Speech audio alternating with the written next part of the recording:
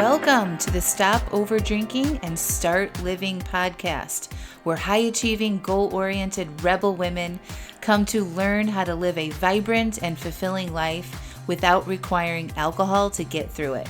No labels, no judgments, no saying you'll never drink again. Just real proven methods to help you stop rebelling against yourself with alcohol so you can drink less and do more. I'm your host, Angela Mascenik. Let's dig in.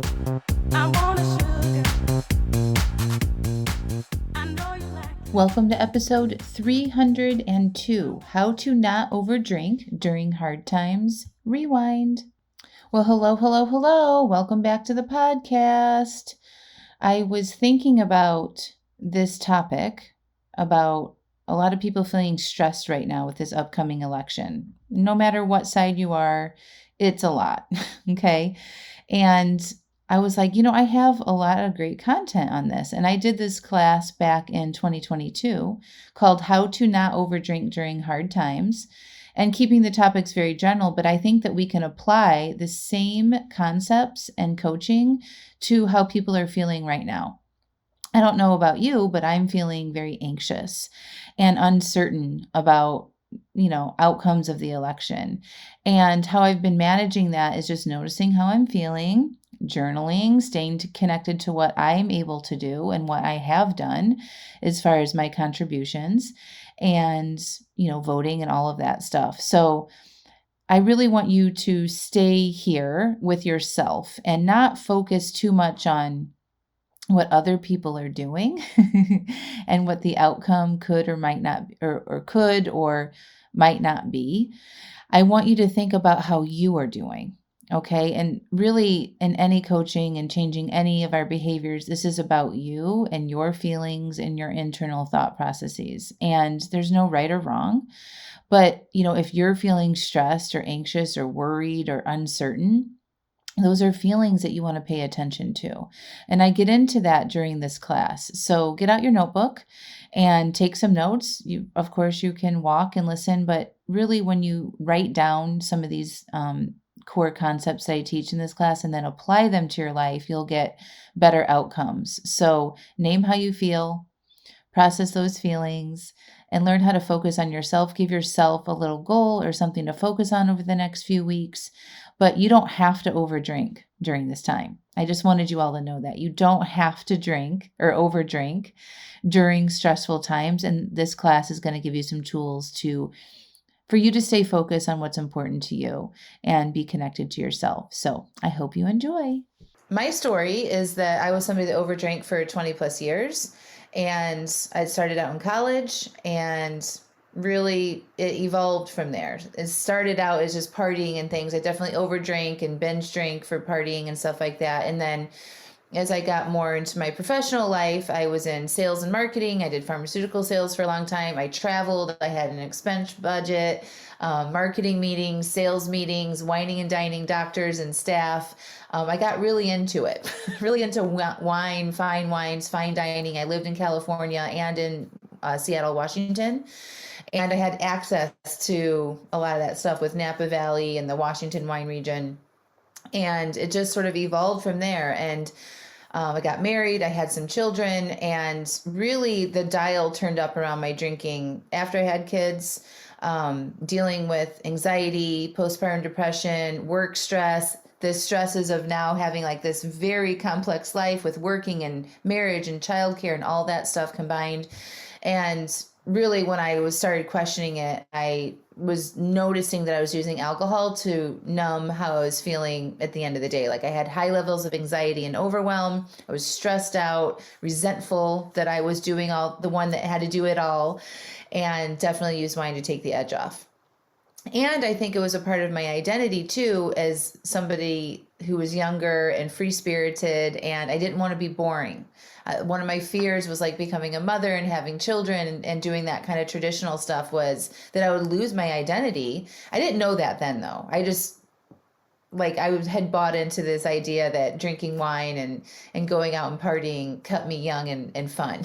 which turned out didn't, right? But I found life coaching. Basically, I had quit my job. I really tried to look at how I was doing my life and started thinking about doing my life in a different way. So I quit my job. I was in marketing at a healthcare agency and found life coaching, and it changed my life. I learned that I was the source of my drinking. It was my responsibility to fix. My emotions were mine to solve and process and deal with, and that my thoughts could be changed. And it literally blew open my world. I then became a life coach, and I've been doing this now going on 4 years. So I've coached hundreds of women to stop over drinking. I have successful coaching programs. I'm not going to get into a lot of that today. We'll send you some links at the end. If you want to check out my coaching program, you can. And we are actively enrolling people in the Stop Over Drinking and Start Living coaching program. But for today, I just want to give you guys some helpful tips and tools about how to deal with being a human in hard times. That's really what it comes down to. We don't know how to be humans, and we have a lot of distractions going on. So I want to teach you how to do that so you can feel better and drink less. Sound good? Cool. And if you guys have any questions, I'll be checking the chat as we go along. Just put them in there as they pop into your head, and I'll make sure I get to them. Okay. So again, silence your phones, close down Facebook, be here with me for the next hour. We probably won't go past that today. And, I hope you get some nuggets that you can apply to help yourself drink less and feel better given the current environment that we're in. So we're going to go over hard times and our feelings. I'm going to teach you how you can be with hard times and not overdrink. And then I'm going to give you those tools, and then I'm going to open up to Q&A at the end. So to help you kind of identify if you're here and you're in the right place, if you find yourself worrying about what might be happening in the future, given our global climate right now, if you worry about things that are happening in the future, that you'll be impacted, and if you don't, that's okay too. Maybe if you don't know what to do with yourself with these types of feelings of worry or stress, and you find yourself like over scrolling or over consuming media or news. You might be over watching things or over drinking or overeating. So these types of behaviors we don't really like, right? We notice we don't really like what we're doing. And if you're like, I don't feel good, and you try to go distract yourself. You tell yourself excuses like, oh, give me a break. Our world is falling apart. For sure, I can have a glass of wine, or it's the pandemic, or I can't handle this. If you recognize some flavor of that in your mind and you tell yourself excuses and then you drink or eat more than you want to, you're going to learn some things in this class. And often you might say you won't drink tonight, but most of the time you end up doing it anyway. Okay. Or you say you're good during the week, right? Monday through Thursday, you're pretty good. But then on the weekends, you're like, I'm not going to overdrink this weekend, or I'm only going to have one or two, and you end up drinking more. You're in the right place. Hi, Kier. Okay, so the first part about this is that you want to acknowledge how you do feel. Okay, so this is the part of just being aware of the feelings that you do have. Okay, and we're not really taught how to do this. Our feelings are very complex. We aren't given classes on instruction on how to feel our human feelings. We're taught things like math and science and reading and, you know what I mean, like practical things. And, I don't know like how old you guys are, but I grew up and feelings were not to be discussed. They were whatever, like that's your problem, not something that we're really tuning in with. But for now, as we're in this global climate that we're in, what I know about over drinking and helping people do that and solving my own problems is when something big happens like this in the world, like let's just use example for Ukraine, it triggers us, right? It triggers us to have feelings because we have a lot of thoughts about what's happening in the world right now, right? There's a lot of uncertainty. And when things like this happen, like the pandemic or big things, like maybe somebody dies or you get a health diagnosis that isn't good, or somebody in your family gets a health diagnosis, right?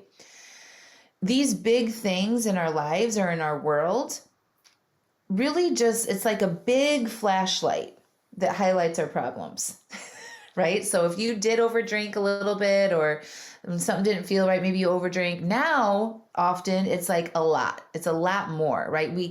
It amplifies some of the things that we do to self-soothe ourselves when we don't feel good. Does that make sense? So the first part of this is just acknowledging how you do feel. I do feel stressed. I do feel overwhelmed. I do feel worried. I feel helpless. That was what was coming up for me when this first started. So what you want to do is name it and describe it. Okay. And then the next thing is to do is you want to validate it for yourself. You don't need other people to validate it for you. You want to validate yourself and like, I am a human and I'm having these feelings and it's okay. It's normal. Really, it's normal to be feeling any emotion at any time, even if it's not like in a global crisis. Okay. Like even if somebody says something to you very minor and it upsets you, it's normal to have an emotional response. We are humans and our feelings are normal. And so that's what you want to tell yourself, right? After you've kind of paused and recognized that you are having an emotion, you want to name it, do the best you can. Even if you can't name it or label it, you're like, I am feeling some tightness in my chest. I am feeling my heart race. I am feeling something in the pit of my stomach. I feel heavy. Even if you can't name the specific emotion that it is, describe what it feels like, okay? And then you just want to take a deep breath and validate that it is normal to be having an emotional response right now. It's okay. Nothing has gone wrong. So how you feel is always is normal, okay? So this is part of like you have acknowledged it now. You want to understand it a little bit more, right? So being a human is complex, like I said before. We have over 100 feelings that we get to experience by just being alive, right? And I think if you guys can all kind of zoom out of your life, you've all experienced being sad and happy, right? Or excited, or feeling joyful, or feeling love, right? So those are some of the most common feelings. Anxiety is another one, right? Sadness, that kind of stuff. But you can acknowledge that you've had all of these feelings, right? And so what you want to just remind yourself, it's normal to have a range. Like we wouldn't know what happiness feels like without feeling sad. We have to have contrast. It's just the contrast of our human experience. So it's all normal. It's not a problem to have emotions. And neither is the thoughts in your mind about whatever is happening either. Your thoughts aren't a problem. Okay? What happens is that we don't know this. We think it's a problem if we feel anxious. We think it's a problem if we feel overwhelmed or worried or stressed or helpless, right? And we don't like that. We're like, I just need to take a break. I want to get out of this. I don't like this. We judge ourselves for it, okay? It's all normal. When something big happens, like what we're experiencing now, your brain doesn't like that. It likes to know what's going to happen. This is why I teach my clients about planning ahead. Your brain likes to know what the schedule is, what we're having for dinner tonight. You know, like the kids, what are we having for dinner tonight? Like they just like to know, right? We like to feel assured. We like predictability. Our brains like predictability. And when something unexpected happens in our lives or the world, our brain is like, oh God, what does this mean? Right? Like, what does this mean? Am I like, look at gas prices right now. Like we're making this mean so much, right? So just notice that that's what's happening. Your brain doesn't like uncertainty and will always go to the worst case scenario when unexpected things happen as a protective mechanism to keep you safe from harm. This is how we are hardwired. Okay? We are hardwired to observe and project and think the worst case scenario is going to happen, like ultimately that we might die, right?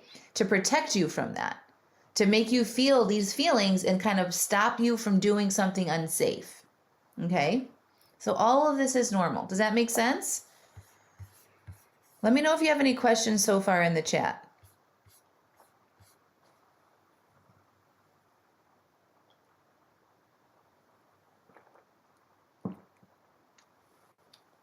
Okay. So now that we get that, okay, we understand that your brain is having a response and then you get to feel emotions in your body. Now I just want to talk to you all about why you might want to drink more than you want to during times like this. Okay, so we overdrink. So over drinking, first of all, if this is your first time here, defining over drinking is very personal to you.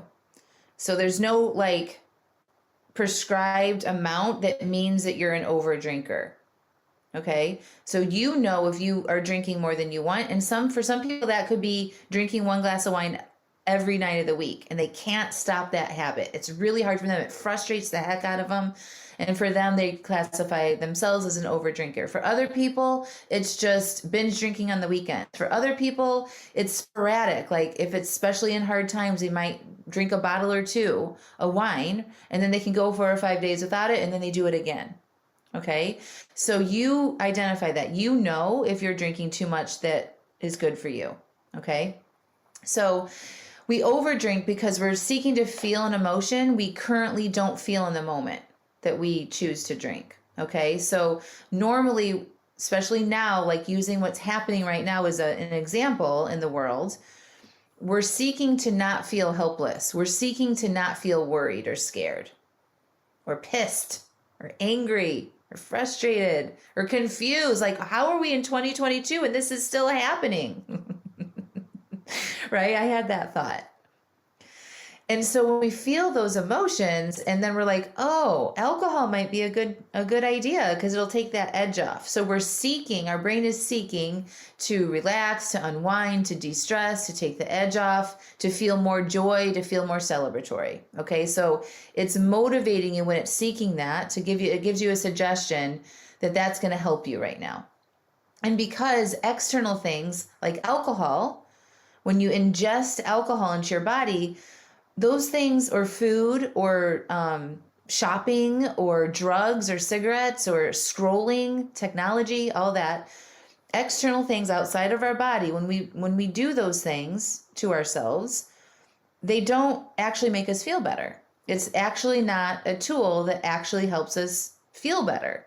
So we need a lot more of that alcohol to get the desired numbing effect that we're after. Thus, overdrinking occurs. Okay, so if you're not drinking in response to your emotions, you're just like, oh, it's just nice to have a glass of wine with dinner a couple times a month. You're not overdrinking, right? It's the people that over time respond to their feelings and thinking alcohol is a good idea. It will help them in some certain way. We create a very strong neural pathway that makes our brain suggest that alcohol is a good idea. And it just doesn't work, as you all know. We still wake up with the next day with the same feelings. And now we have even more negative feelings because of how much we drank the night before. Is everybody following me on that? So when you put something outside of your body and you consume it, ingest it, play with it, to address how you feel, you need a lot of it to get the desired effect, right? And then you keep training your brain that that's a good solution, and you just keep needing more and more and more.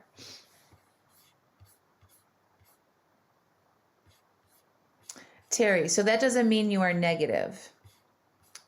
Elaborate on that. What do you mean? Or did I answer your question? Okay. If you need, just elaborate on that to make sure I can answer your question, Terry. Okay. So why is it hard for us to say no, right? So especially during these times, right? So we have previously trained our brain that we seek comfort this way. Okay. So some other time in your past, you have used alcohol to take the edge off or to get through a hard time or to relieve yourself from boredom. Okay. You've done that before in the past. So now when these feelings are extra amplified, right? Unexpected things happen, big things happen, right? Your brain's like, oh yeah, we did that before. That felt good. Let's do that again, right? And this is all very unconscious. You just get an idea in your brain that sounds like, ooh, a glass of wine would be nice right now. I need a glass of wine. That's what it sounds like in your head. Okay. So our brain is motivated to seek pleasure and avoid pain. So that's just human programming. Okay, that's the motivational triad. Seeking pleasure, avoiding pain, saving energy. Okay, do you guys remember the motivational triad? So when you're in emotional pain, right, especially when unexpected things happen, you're motivated to go seek pleasure. And if you've introduced alcohol in the past, when you felt that way before, it's going to be an easy yes for your brain to be like, oh yeah, go do that. Okay.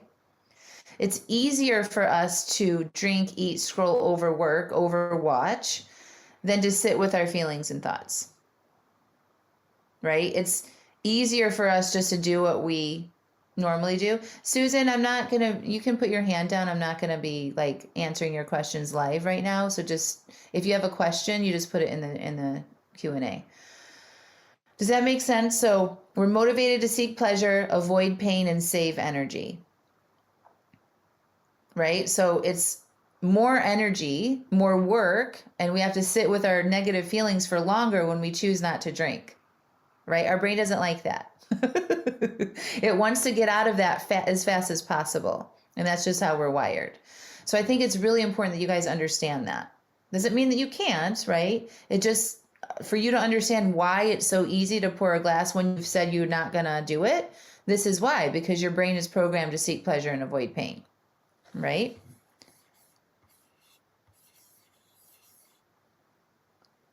Okay, Terry says, when you're talking about protecting yourself when something happens, my husband always says I'm being negative, but I think what you're saying is we are protecting ourselves.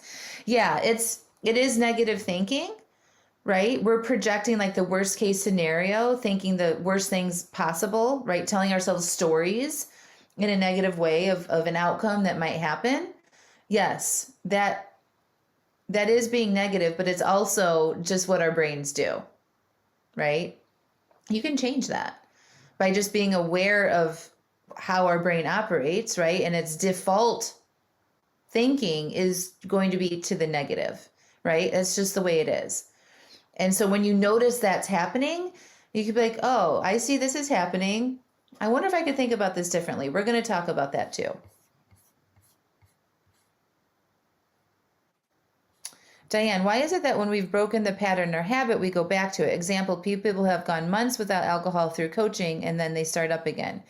Because those patterns, Diane, are sometimes still there, right? Those old ingrained patterns, this is a really good question. They're still there. We can't obliterate them. They don't really go away. They become quieter and less used, but they are still there. And then when something triggers us like this, like maybe circumstances, whatever it is that feels familiar to something that you've done in the past, your brain is going to maybe offer that suggestion to you again. Like, oh, a drink would be good right now. You should just have a drink. One won't hurt, right? It'll go into those old thinking patterns. So you just want to be willing to recognize that, not think that that's a problem, not be mad at yourself for it coming back, and just recognize it and use the same tools that you've learned how to do it in the past. I'm going to get into it, letting those urges come in, managing your mind, all of that stuff.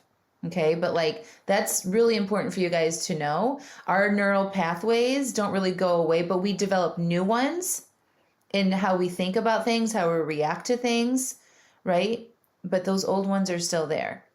So it's just good to know.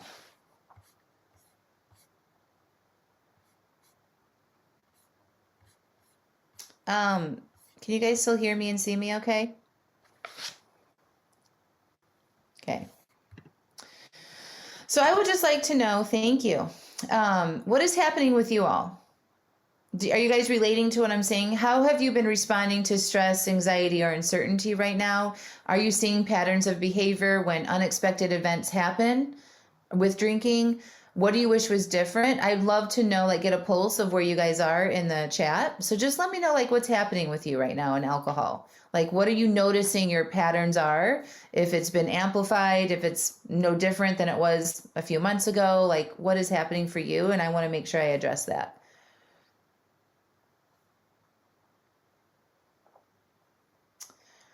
Alice, I feel like I drink out of habit and boredom. Yes. So the habits, that's a great thing to share. Habits are formed with repetitive behaviors. Okay? Habits don't just happen, thinking it's just a habit. A lot of people tell me that it's just a habit.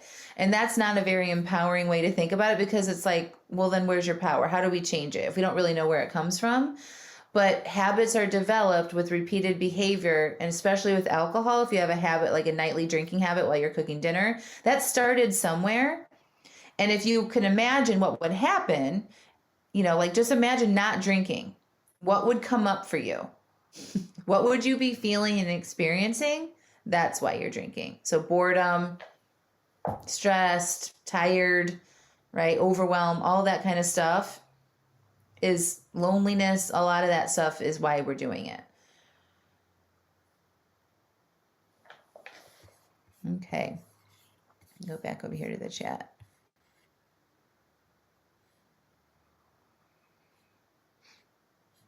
Amy, stopped for 30 days and had a bad night drinking too much and now sticking to the plan. Good. So you're able to like get back to it. That's great. Katie, you've increased your drinking, especially after a vacation to Vegas. 3 days in moderation, then triggered to binge. Diane, I've been doing well, but my childhood friend just died suddenly on Sunday. Now I have wine each night. I know it's temporary and I'll go back to alcohol free, but it's frustrating that I'm choosing to drink. I think, Diane, for you, just like understanding why you are, though, right? So you are sad because your friend died. Can you allow yourself to be sad? Can you understand that that would be a normal emotional response to feel and that it's not something that you need to escape from? You know, like give yourself an opportunity tonight to explore that. Like, can I just like a great question for you might be is, can I just sit with this for a little bit and try to process this without doing anything about it? You know, this is when these patterns are created though, right? So the next time somebody dies or the next time something big like that happens, your brain's going to be like, oh yeah, let's drink. You have an opportunity right now to practice being sad in real time with a real thing and allow yourself to process and feel that now so you don't have to work on that later. Like let yourself be with those emotions now as they're coming in real time. Right? A lot of times what happens is people drink through this stuff and then 6 months later they're like, you know, I never processed that death or what happened to me or what happened, you know, with the pandemic. Like that's what we're seeing a lot of teenagers and kids and people from the pandemic. Like now we're seeing the emotional effects of all of that, right? But like you have an opportunity now in real time to pause and process that and work through that. I would take advantage of that, even though I know it feels hard.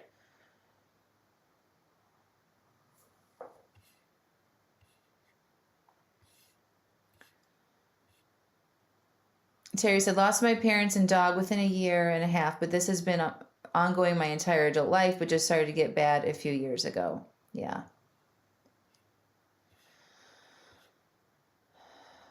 Yes, dealing with other people's depression. Right. So, like other people's feelings, this is something you guys want to consider too, is like other people's feelings aren't problems either. Right. And we don't need to try to fix other people's feelings. Now, if they are suicidal or depressed, like get them the help that they need and support them in that way, like do that. But thinking other people should be feeling something that they aren't makes you feel bad. Right. That's when like the energies in our household affects us, right? It's like everybody, all people should be having feelings. You know, thinking things should be different or we shouldn't be feeling this way. It causes us to feel like unnecessary negative feelings that then we want to drink from them.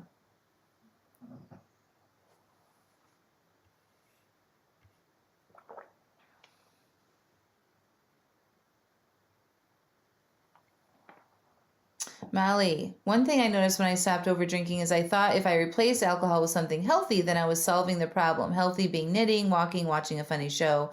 But I realized I still wasn't solving the issue. I need to learn how to deal with my feelings. Yes. Yeah, so like you can do all those things, plan to do all those things, but just notice like if you didn't do those things for 5 minutes, what would come up for you? And like, can I just be with this feeling right now without thinking of it as being a problem? The other way to do it is check in with yourself throughout the day and let yourself process and feel as the day goes on. So you're not carrying all this stuff with you to the end of the day. And that's when most of us want to escape by drinking and eating and watching TV. So you can process as you go throughout the day, check in, 5 minutes, some deep breaths, ask yourself, go back to what I talked about in the beginning, ask yourself how I'm feeling right now. Are my shoulders up to my ears? Am I breathing? How do I feel? Check in, breathe, allow, process, right? And let that move through you instead of holding on to all of that to the end of the day. Dang, those patterns, Catherine says. So hard to change it. Won't change unless 100% committed. And that is the problem, being 100% committed. Does one just get sick of themselves? Yes. How do you get the strength besides wanting to lose weight, or were you just done? So for me, when I started, I didn't mention this, but when I started my journey to stop over drinking, I did take a break for about 90 days because I wanted to lose weight as well, and I knew that that was holding me back. And then I did drink for a while, and it was very, very light, very, not every day. It was only a couple glasses here or there, maybe once or twice a week. And then I just got to the point where like I didn't like it. I didn't really like the taste of it. I didn't like that buzzed feeling. I'm just like, why am I doing this? Why am I choosing to numb myself when I'm out to dinner with my family? Like even just one glass had a big effect on me. And so I just made a decision one day. I was like, yeah, I think I'm just done. And I haven't drank since. So I think you do kind of sometimes just get sick of it. And you're just like, I've explored all of this. I really see what it's like when I drink now. And some people decide just to be done with it. And other people just, decide to keep it in their lives. But it's very light. They're not using it to solve their emotional problems. So the other thing, Catherine, about that 100% committed thing, sometimes when we think I need to be 100% committed, it's like this all or nothing approach. And we get real sick of that. And we end up quitting on ourselves a lot of the time. So I recommend like a B- approach. Little shifts, right? 80%. If you could improve it by 80%, what would that mean to you in your life? So if you guys ever added up how much you drink on a weekly basis or a monthly basis, like the number of drinks. And you should all do the math, not to be hard on yourselves, but just to be aware. That's part of this process, is be aware and tell yourself the truth, right? What would an 80% reduction on that number mean to you in your life, right? 80% reduction is a B-, not perfection, right? But an 80% reduction. It's huge. It would be life-changing, right? So that's available to you by learning how to be with your emotions. If you can be with your feelings and pause and process, you don't need alcohol. And then you drink so much less because if you choose to keep it in your life, it truly is just for an enjoyment. Maybe you're out to dinner with friends, and it's not this need that you have to numb yourself.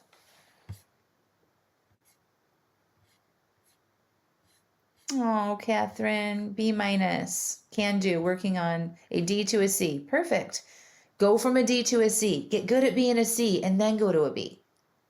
Right? Like you guys all want to start celebrating the little wins that you do have too. Don't forget to do that. Okay, I'm going to move on. All right, so how to not overdrink during hard times. We talked about why we are doing it, right? We have emotions. Emotions are problems, right? But now I'm going to give you the tools about how you can cut back, all right? So you want to decide ahead of time when you're not in response of your feelings, okay, how much you will or will not drink. So for my clients that are in my program, I make them fill out a weekly drink plan. So like on Sunday or Monday, they decide what they're going to be drinking for the week and which days they're not drinking and how much and what kind. Okay. So we make these decisions ahead of time when we're not in our emotional response to things. When we're like in the morning, nothing's really come up for us during the day, we're fresh, and we can think about the kind of relationship with alcohol that we want to have, then we make better decisions. Okay? The other recommendation around that is to not drink if you are upset or you notice yourself in a high emotional response, even if you've planned it. Because even if you've planned it ahead of time and you're having some anxiety or sadness or something like that, and you drink when you're feeling that way, it's just going to keep that loop going, right? So we want to make decisions around alcohol that are not in response to how we feel or circumstances in the world to help us feel better or to make us feel more excited or more joy or more pleasurable. Make sense? Okay. Decide how much alcohol, like part of like looking ahead to your goals is like, how much do you think you'd like to drink on average right now?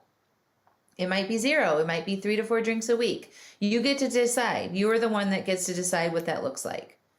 Now, I will say, I didn't say this at the beginning of the class, but for you guys that are new here, if you've been not drinking, if you've been sober, and you know that if you drink, it causes a lot of problems for you, this is not for you. Okay, this is for people that know that they can easily take 3 or 4 days off without it being a big deal, right? They're not going to have withdrawals, any of that stuff. They're not going to go like pass out, black out if they have a drink. Like they feel like this could be doable for them. If you have an extreme, if you're really far on the spectrum of your alcohol use, then this probably is not going to be a good idea. I just need to make sure I understand. I'm a life coach. I help people talk about their feelings, understand what they're thinking, make goals, that kind of thing. So just wanted to make sure I mentioned that. So that's the first part of it. Decide ahead of time. Okay. Intentionally decide how you're going to use alcohol during your week. Write that plan out on paper. Set the plan, right? It's a strategy for you. The next part of that is processing your feelings and your urges. So I'm using feelings and urges for alcohol interchangeably because the urge to do something is just a feeling. It's just like that feeling that gets you to take action. It's just a vibration in your body, just like sadness is or happiness. Okay. So when you have your drink plan set for the week and it's not a time to drink, or maybe you've had one drink or two is on your plan and you're having this feeling for more, this urge for more, you want to allow that feeling to be there and not resist it. Okay, so you want to take a deep breath, be really gentle with yourself, deep cleansing breath into your body, go into your body, notice where you're feeling that tension or that urginess or that vibration, and breathe into it and relax. Allow it to take up some space in your body. Don't resist, don't tighten up, don't fight it. That takes so much energy, you will exhaust yourself and usually give in because it's just depleting. Okay? You want to stop thinking. You want to get out of your brain and into your body. You want to focus on what's feeling in your body right now. Okay? Connect with your body. We also don't know how to do this. We don't know what we feel, what's happening internally, all of this stuff. You need to learn how to do that. So use this as an opportunity to connect with yourself internally. Okay? You also want to anticipate having urges in the normal times that you drink and welcome that. Don't think it's a problem. You understand why you're having urges, right? Because you programmed your brain to drink in these times in response to circumstances, feelings, all of that stuff. And of course, your brain is going to want you to do that because it wants to take the easiest way possible. It wants to be repetitive, right? Like we're programmed to have habits so that we don't have to think about things so much. Okay, so it makes sense that your brain is urging you to do that. It's not a problem. The other part of this is don't judge your feelings. We talked about that earlier. If you notice yourself wishing, I wish I didn't feel like this, or this sucks, I hate this, pause and remind yourself that what you're feeling is normal and it's not a problem. It's a vibration in your body and you are 100% made to handle this because you're a human. You're born with these feelings, okay? They're supposed to be there. They're not a problem, and you don't want to use that against yourself.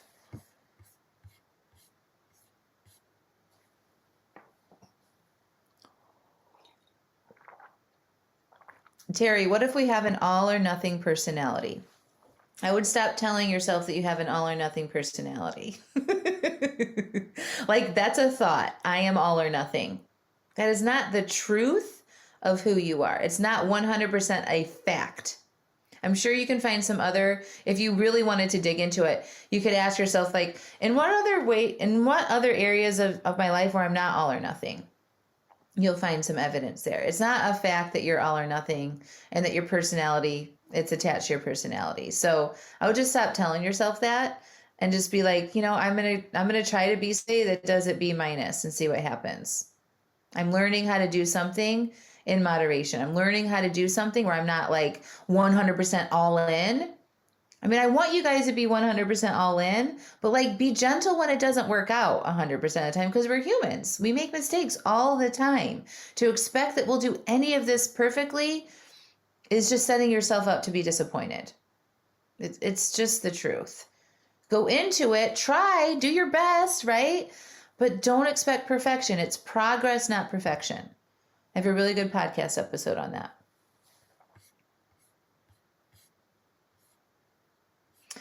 Amy, you're feeling happy about the alcohol, but how do I get the snacking under control? The same thing. You want to plan your snacks. Try to only eat when you're hungry, like tuning in, connecting with your body. Am I hungry right now? Or am I bored? Or am I tired?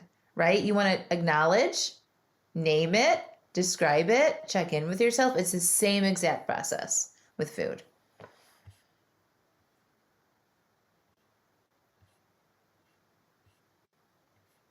Okay. So the other thing about this, there's no more virtue in drinking less versus drinking more. Don't compare what you're doing to other people. A lot of times when you guys are starting to look for help to stop over drinking, really the only thing that we can search for is like sober stories and stuff like that. And you're going to see a lot of information about what other people are doing. You just want to focus on you and what's working for you and aim for little tweaks, little successes to build you up and go for B minus. Okay. So if for you, what is doable for you right now is going to be different for other people. So just stay with you. There's no more virtue in drinking less versus drinking more. You're not bad if you decide you want to drink more and you put 4 drinks on your plan one night versus somebody who does 0. You're not immoral for that. Okay, just decide that you were working on you and that you're going to be successful and you're going to figure out how to do this. How are we doing on time here? We're good. Okay, you guys with me here? Come back to me if you're not. Put questions in there, okay, if you have them.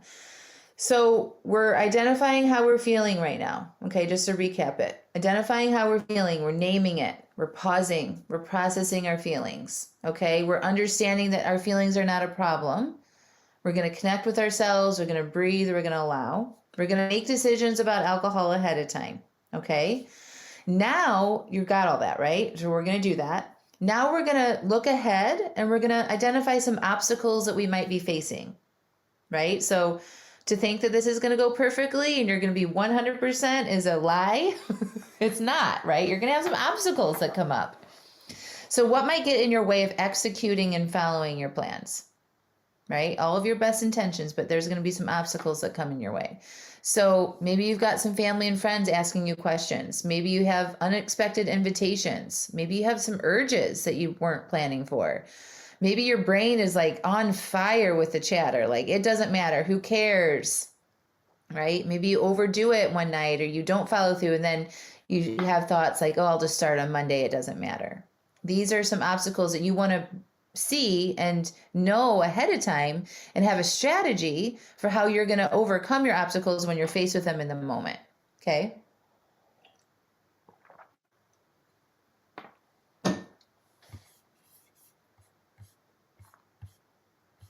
Okay. So you want to plan for those obstacles. You want to journal and write down what you will say or do. If somebody asks if you want to drink and how you want to respond to that, you can just be, I don't want to tonight is a perfectly legitimate answer. So is just no thanks. You don't owe an explanation to anybody. Okay. No thanks. I don't want to tonight. Whatever. But plan ahead what that sounds like. Practice saying that in your mind. Okay.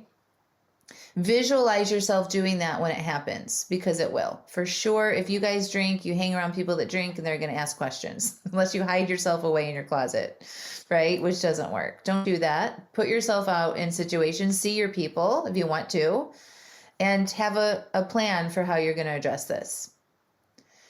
And then another obstacle might be is like days that you don't really feel good. Like maybe you're really tired or maybe you're down or your family is struggling in some way or you're reading the news. Like there's going to be days where you don't feel great and your brain's going to want to go back to its default. You want to have a strategy for when you don't feel the best. Like what can you do instead?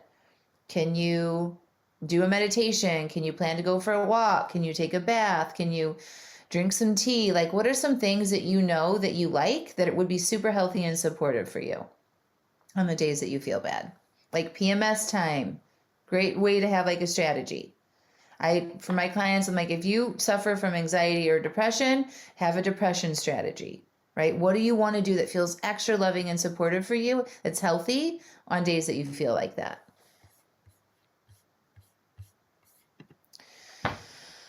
We already talked about this, but what do you do or what will you say when somebody offers you a drink or your plans change suddenly? So I recommend that you stick to your drink plan no matter what. Don't shift your plans because you get an unexpected invitation. Like learn how to honor your commitments that you make to yourself. Can I just go to this and not drink? Can I go to this thing and have a mocktail? Do I want to go to this thing? Can I just learn how to be social and not drink for one night? It's just one night. Surely I could do that, right? what we make this in our head, like the drama that we put around these types of things in our head causes us to feel a lot more anxious and nervous and worried than is necessary. Most people just really don't care. They really, really don't. They're worried about their own drinking, not what you're doing.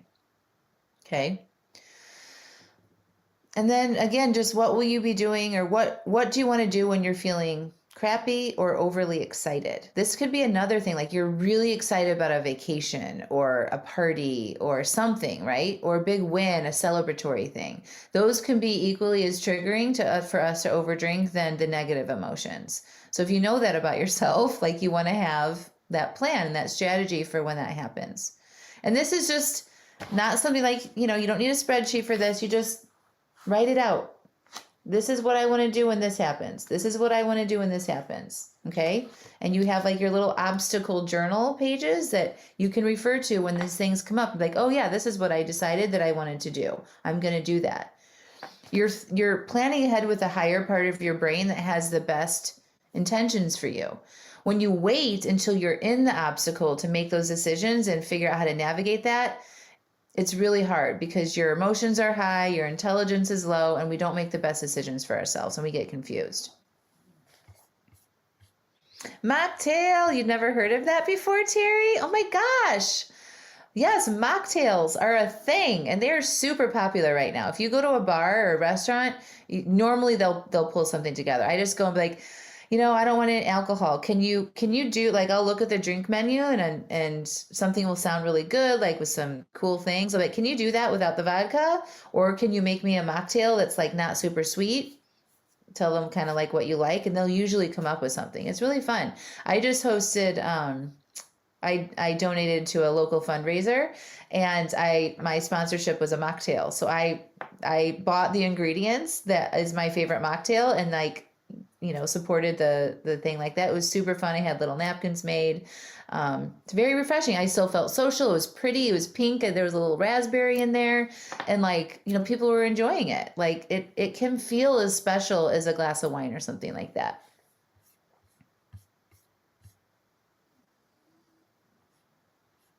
Catherine, so what is your best strategy? I know we're all wired differently, but somehow you have managed for 4 years to make this work for you. Not that your strategy would work for me, but us, but curious on one major thought pattern you use when you're feeling the urges or stress. There's a lot of strategies. So I do everything that I'm telling you to do. I make my plan. I don't drink anymore, so I don't plan my drinks. I have no desire to drink, so I don't get urges to drink anymore, which is a fucking miracle. But for food, I still plan my food ahead of time. I still allow urges. I'm doing exactly the same things I tell you. I think about it ahead, like if it's a holiday or with food. If it's a holiday, I'll make sure I like write down all the foods that I want to eat. I don't try to like limit myself. My rule is like I'll eat when I'm hungry and I'm stopping when I'm satisfied. And even sometimes on like Thanksgiving, I might even plan, I'm going to eat a little bit past satisfied. I'm going to eat till I'm full. And I plan intentionally for that, so there's no guilt on the other end. I manage my mind. I self-coach. I get coaching all the time. So I have coaches. I have a therapist is also part of my strategies for myself. I'm constantly exploring my mind and my feelings and learning about myself and why I respond to different things. So that's also a tool that you guys should be using. You should get support when you need support. Like there's no shame in getting any kind of support, spiritual advisor, coach, therapist, friends, family, whatever it is. You should communicate and process with other people. It's super, super helpful. All right, I want to talk about the mindset obstacles. These are probably the biggest obstacles that you guys are facing, is what you are thinking in your head. And most of you guys believe the thoughts in your brain, right? Like you believe you're an all or nothing person, or I just love my wine, or I can't imagine going out on a Friday night and not drinking. Those are thoughts. Those are belief systems that you've practiced believing for a really, really long time. And it feels like a fact in your head, but it's not. It's just a thought. So on the left here, we've got our current beliefs about alcohol. Like, I can't get through this family event without wine. If you can be open to seeing that is an obstacle, right? And we know this is an obstacle because it's making you drink more than you probably want to, right? So when you think something like this on this left, that you end up drinking more than you want, right? And if you don't want to be drinking that much, we have to be willing to look at this differently. You just need to open up your mind to consider that you might be wrong, to consider that there might be an alternative to think about this. Okay. So if you were open to that, it might sound like I can choose to go and not drink or not go. Or not drinking is boring is a very common obstacle. That was my number one obstacle, was I thought it would be boring and that people that didn't drink were boring, right? But when you recognize the pattern of over drinking, it's kind of boring. Like somebody said, we just get so sick of ourselves. Yeah, it's boring to be stuck in the same pattern over and over again. That sucks, right? There's no excitement there. There's nothing new there that you're learning and discovering or experiencing. It's the same thing over and over again. It's boring, right? So you could be like, yeah, I see that. The pattern of over drinking is actually boring. These are just some ideas, right, that you can think about. They will have my favorite wine is another common thought. You could be like, yeah, and I could go get my favorite wine tomorrow if I really wanted it. It's not an emergency. Okay. Another thought is like, I need wine to take the edge off. And then maybe you consider thinking, you know what? The edge isn't a problem. Let me just be here for a minute. Let me just process this. Okay. So these are just some suggestions that you can think about differently, but the power will come when you come up with a thought that you believe. You can borrow these to get you started, but when you come up with your own thoughts and you ask yourself, how can I think about this differently? Is this what I'm thinking right now? Is this holding me back? Could I think about this differently? Yes. Okay, what could I think? And then you ask yourself that question and you'll come up with some ideas that you can think about. That's for you. Powerful. Use mine in the meantime, though. Kiera says, you bet your ass it's boring. Yes. So somebody asked what my favorite mocktail was. So what I did for this event was kombucha. I love kombucha. I try to find one without any added sugar to it, but it's called Goddess Guava kombucha. It's pink. It's delicious. And I cut it with some like sparkling water, like sparkling strawberry water, or like a flavored, maybe it's sparkling raspberry water or something like that. This is like half kombucha, half sparkling water. Put a little raspberry in there. It's pink. It's bubbly. It's pretty. It's refreshing. You can drink a lot of it. No side effects. Okay. This is really important, and I want to learn how I can incorporate more of this into my webinars going forward, but it gets back to this. Like, we don't know how to connect with ourselves, okay? We need to learn how to be a human in a modern world, and we don't know how to do that. We don't know how to be humans. We really don't. So just like the trees in the forest are connected to earth with roots, okay, in life, humans are connected to the earth and the energy of the world. And the more you can learn about how to be a human with your human emotions and your human experiences and allow yourself to be human and accept all of your imperfections and not make it mean anything about yourself, you will drink less. I promise you. My last piece of advice is this, and it's, if you can do anything today, it would be this: get outside. Like, I know you've heard this before and it might be overly repeated, but taking a walk in the park or a garden or a forest or just laying in your front lawn on the grass is something that you want to do. You want to get out and experience life. Okay, put your technology at home, keep it at home. And when you go out there, you want to get out of your head and you want to notice the sounds and the smells and the colors and the wildlife and the shape and the temperatures and the life in detail that is all around you. We are humans, we are animals, and we need to learn how to connect with more life. And when we do that, it's like, for me, it's like this meditation, right? It's like I get out of my own head, I get out of my own problems, and I observe life happening. And it's like I feel alive. I feel really, really good. And I don't want to escape that.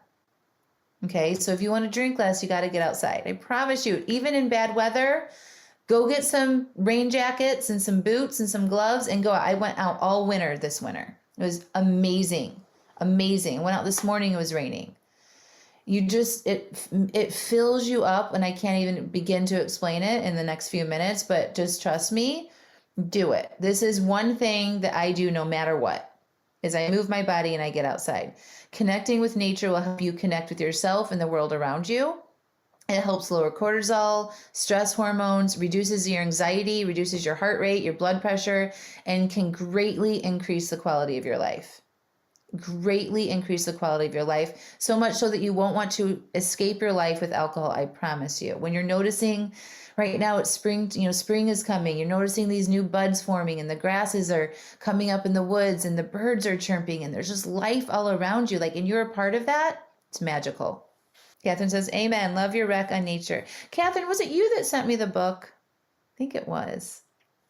Thank you, and no, you are so right about this. So appreciate your encouraging this. Back in the day, I did this, then got in a bad spiral. So thank you. Yeah. So even if it's just 5 minutes, y'all, go out there and do this and notice. Yes, I know it was supposed to be anonymous, but I knew it was you. Thank you.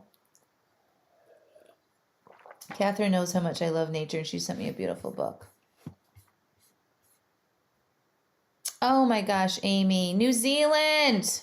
My gosh, I want to come there and be with the trees in New Zealand. I was just reading about this yesterday. Seriously. Hi, Tasha. Hi, Jess. Yes, nature energizes you. You absorb, it's like you are a plant, an animal. You absorb the energy of that and it makes you feel good. These are just some pictures of me doing it outside, laying on trees, touching rocks, breathing in the fresh mountain air. One of my favorite things is seeing the sunrise and hiking up and seeing the sunrise come up over the mountains. It really has filled me up, and I'm going to be incorporating more nature into my Stop Over Drinking and Start Living programs. It's coming very soon. And yeah, so if you are interested in that, please let me know. But I can't speak enough. Me laying on this tree in this middle picture, this sounds very woo, I'm a tree hugger, and I'm proud to own it now, y'all. I know the benefits of this, but this tree is a fallen, magnificent beast in the woods. And I'm oh, I just want to feel that and think its energy. Thank it for its contribution to life in this forest. And when you lay on that, you get to absorb all of that magic. There's just nothing better. There's nothing better, I promise. But it takes a practice, right? Build a practice. Maybe you just start with 5 minutes a day and you can build on that. Remember, B minus, don't go on I got to be this adventurer now. You don't have to do that. Just get outside in some fashion, touch the earth, breathe it, notice the smells and everything around you. Okay, I hope you found some really good value in that class. Listen, I have a couple spots open for private coaching. If you want to coach with me privately and have focused one-on-one time with me where we dive deeper into things, you get access to all of my best resources, classes, courses, and have me in your pocket with unlimited voice and video messaging in between our sessions, I want you to check out the application to apply for private coaching with me in the show notes. And consider joining me in one of my final retreats. So I'm having a retreat in Cancun in December, the first week of December. I'll also put the link there. And then in that same link is information on my next retreat in 2025 in Palm Springs. So sign up for one of those or both and get some private coaching. All right, friends, we'll talk to you next week.